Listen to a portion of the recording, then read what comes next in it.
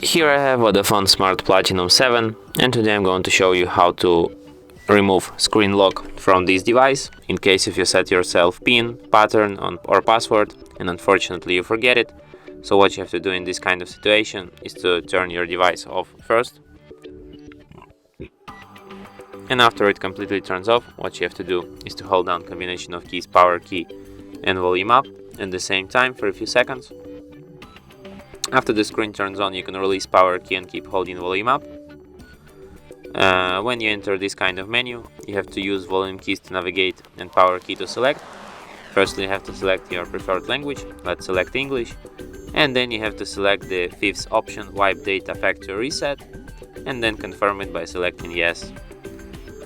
After you see the message data wipe complete, here you can select the first option, reboot system now, and after that your device will be restarted in a few minutes.